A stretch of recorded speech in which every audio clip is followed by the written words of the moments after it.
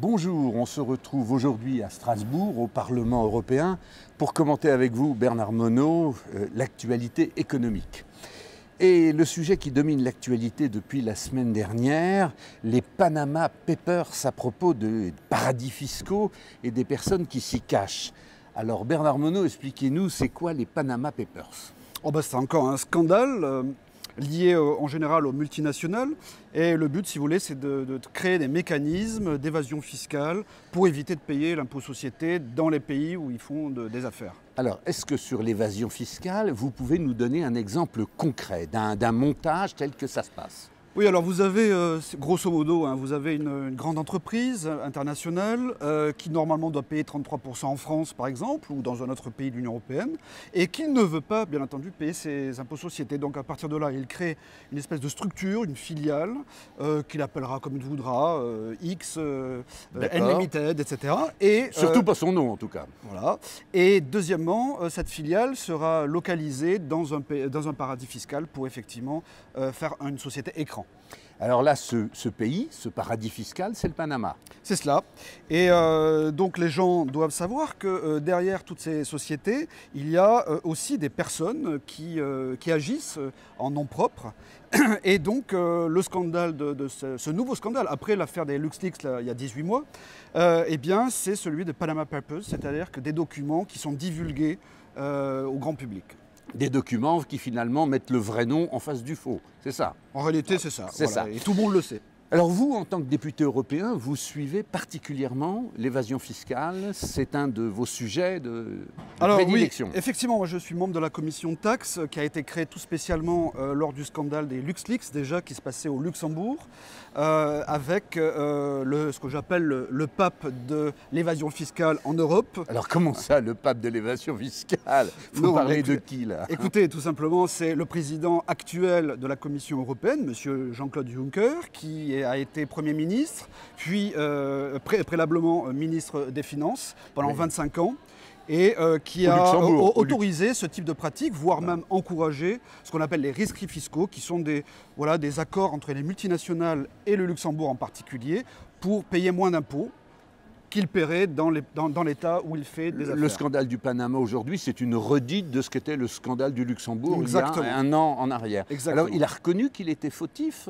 à l'époque, M. Juncker? Non, jamais. M. Juncker, ce que je qualifie de pirate européen de l'évasion fiscale, eh bien, il nie toute sa participation.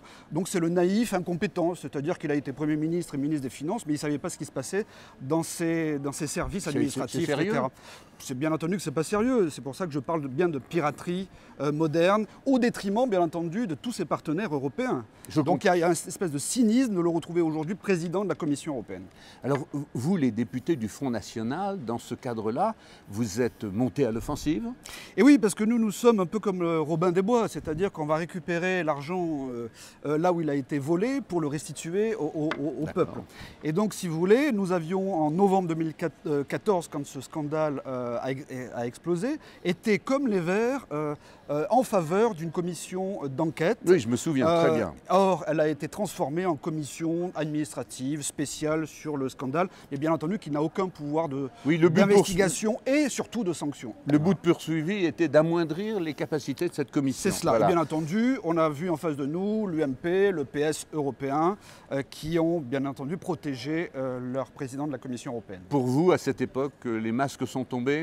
On Absolument, a vu la réalité de ceux qui oui. voulaient et ceux qui ne voulaient pas. Ce que l'on dénonce depuis une bonne décennie, c'est-à-dire que l'UMP et le PS à l'Europe ou en France jouent exactement le même jeu. Je vous sens assez agacé sur ce sujet. Oui, parce que si vous voulez, au final, c'est quand même le peuple qui paye, ce sont les citoyens qui payent à la place de ceux qui devraient payer l'impôt. Donc c'est une totale injustice sociale, voire une iniquité. En préparant cette interview, vous m'avez dit qu'il y avait autre chose d'intriguant dans ce dossier des Panama Leaks, Panama Papers. Qu'est-ce qui vous titille? si vous voulez, on parle des noms qui sont mis et jetés en pâture, bien entendu, en faisant un amalgame, voire parfois une diffamation. On y retrouve, par exemple, le président Poutine, mais bien d'autres noms, dont effectivement le nom ne figure pas, mais il y aurait... Je vous reparlerai de Poutine tout à l'heure. Il y aurait un ami de la voisine qui l'aurait effectivement entreaperçu. Bon, voilà, donc tout ça n'est pas sérieux.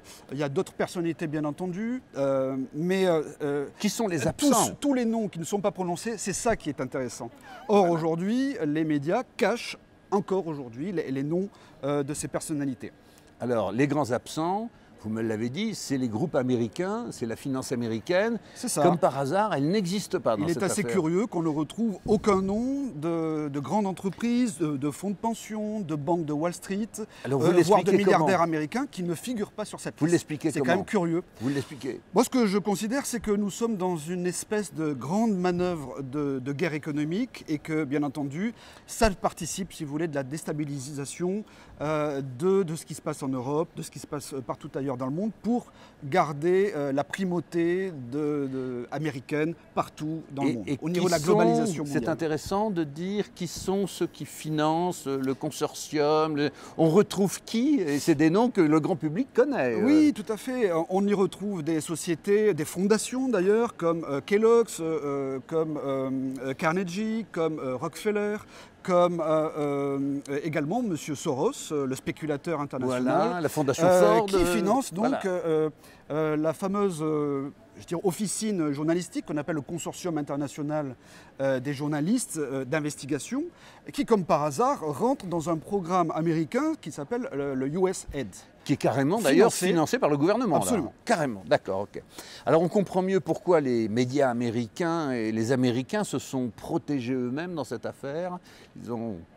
Oui, alors les Américains font de la guerre économique et de leur point de vue patriotique, ça peut avoir du sens si vous voulez, mais quand c'est systématiquement dans l'intérêt contraire de tous ces autres partenaires commerciaux, c'est là que ça a une limite si vous voulez. Vous sentez la manipulation dans cette affaire? Oui, bien sûr, on est en manœuvre totale, mais ce n'est pas nouveau, ce sont des manipulations de guerre économique. Alors on attend des réactions aussi. Oui. Je reviens à M. Poutine, parce que M. Poutine avait l'air agacé sur ce sujet. Exactement, M. Poutine a été mis en cause, comme bien d'autres bien entendu, mais lui a réagi. Alors simplement, il y a une conférence de presse qu'il a faite, je crois que c'était la semaine dernière, en disant que eux aussi avaient un certain nombre d'archives anciennes du KGB où figuraient énormément de personnes qui pourraient être mises en cause par ces scandales de fraude et d'évasion fiscale et qu'ils ne se priveraient pas, le moment venu, de déclasser, de déclassifier ces documents et de lui-même aussi informer l'opinion publique mondiale. Et c'est d'autres personnes qui dorment mal maintenant.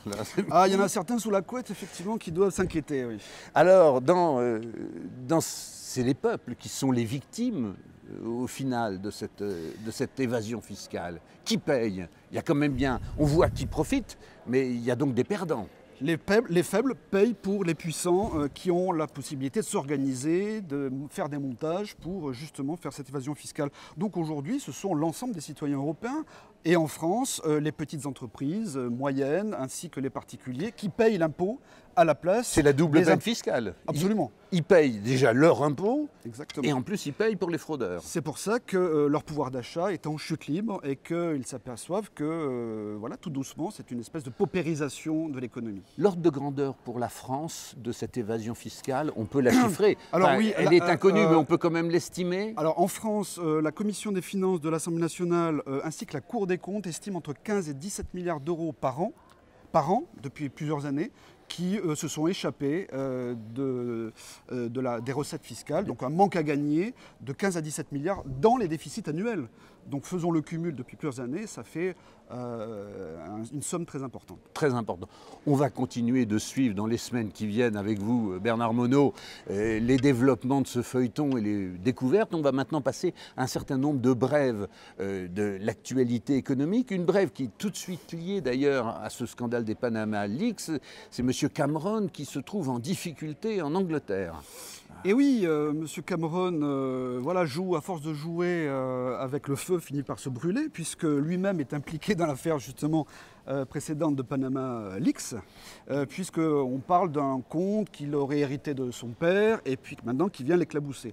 Donc c'est très difficile pour lui dans une campagne où avant il était pour le Brexit, maintenant qu'il aurait obtenu soi-disant des négociations favorables avec l'Union européenne pour se maintenir dans l'Union européenne et qu'il fait campagne contre le Brexit, eh bien il se trouve en difficulté. Ça part mal. Et c'est surtout qu'il y a un opposant je veux dire, important comme M. Mick Jagger, l'ancien des Rolling Stones. Hein, toujours leader des Rolling Stones. Leader des Rolling Stones, mais voilà.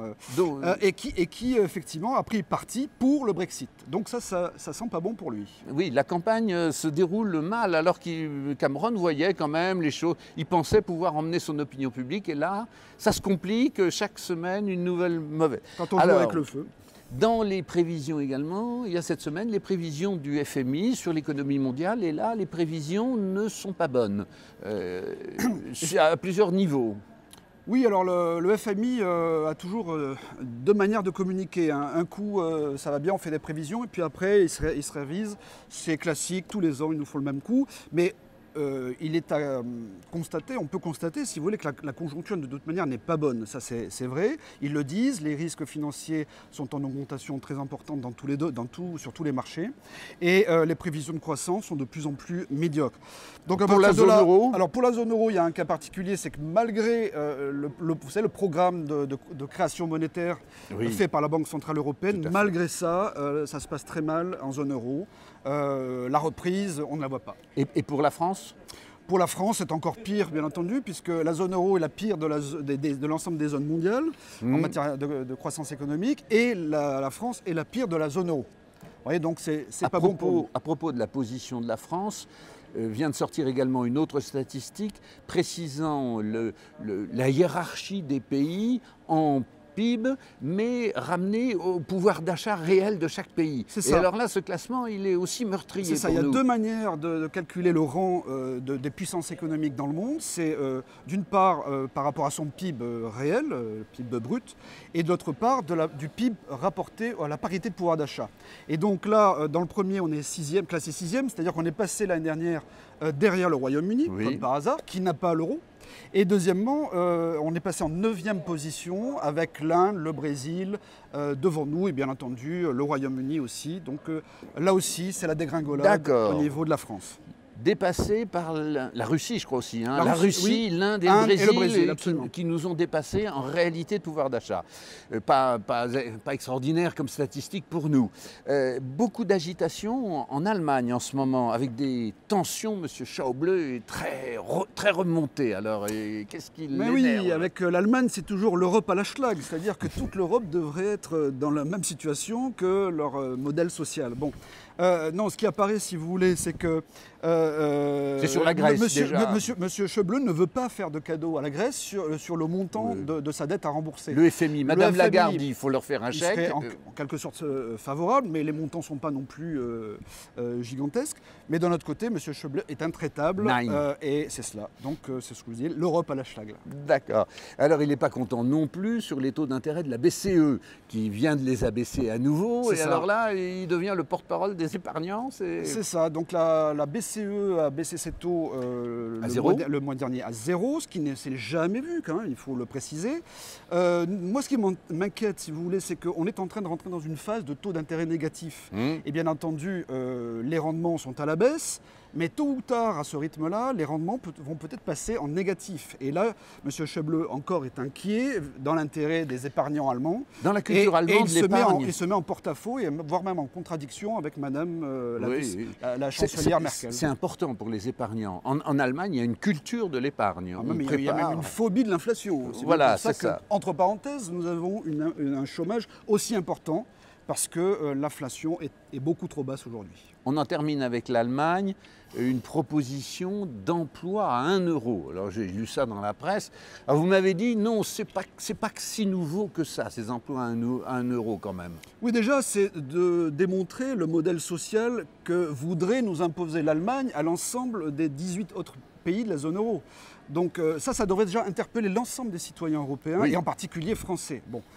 Nous sommes très attachés à notre modèle social français. Or, l'Allemagne aujourd'hui, la mairie de Berlin en particulier, propose aux migrants qui arrivent, aux millions de migrants, de travailler pour 1 euro de l'heure. Ah, Pour c'est faire pas la des mairie travaux. de Berlin qui va embaucher 1 million de migrants quand Non, même. bien entendu, mais l'Allemagne a quand même ouvert largement ses portes, et la mairie de Berlin le propose. C'est pas nouveau, effectivement, mais il le propose pour les migrants. Ce qui veut dire quelque part que si on va jusqu'au bout de ce processus, c'est le nouvel esclavage moderne, c'est-à-dire que quelque part, à l'époque où on parle un salaire minimum garanti, Oui, c'est contradictoire. Voilà. c'est tout à fait contradictoire de tirer les salaires vers le bas au moment où précisément les Allemands font une conversion au salaire La minimum. grande hypocrisie. Je reviens à la France.